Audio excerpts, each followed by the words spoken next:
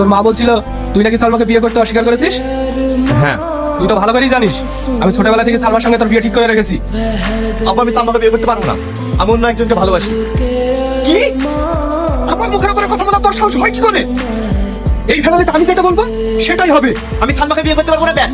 আমি অন্য একজনকে ভালোবাসি, তাকে বিয়ে করবো। তাহলে তুইও জেনে না, সালমাকে যদি তুই বিয়ে না করিস তাহলে এই বাড়িতে তোর কখনো জায়গা হবে না। তোর করলে বাড়ি ছেড়ে দেবো, তবু সালমাকে বিয়ে করবো না। কি হয়েছে? এত চিৎকার করছিস কেন? তুই কি শান্তিতে একটু আমাদেরকে ঘুমাইতে দিবি না?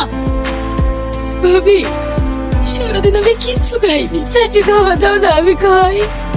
আমার কোনো খাবার নাই, আসলে তোর ভাই খেয়ে নিছে। ছোট ভাবি, তুমি চারটে খাবার দাও না।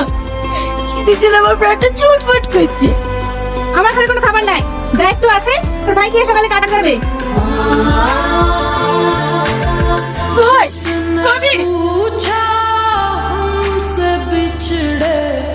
यार का जिसने पूछा हमसे টনি, তুই এখানে? তুই বলে সারাদিন কিছু খাসনি, তাই খেলে খবর পাঠালো। আমার খিদে নেই, আমি খাবো না। কে রে? আমার যত অশান্তির বলি হচ্ছে তুই। তোকে দেখলে আমার খিদে হচ্ছে। তুই এক্ষুনি তোকে সামনে সরে যা। ও, তোর সাথে বল কারণ আমি না। হঠাৎ তুমি আমাকে এখানে ডাকলে, কিছু বলবে?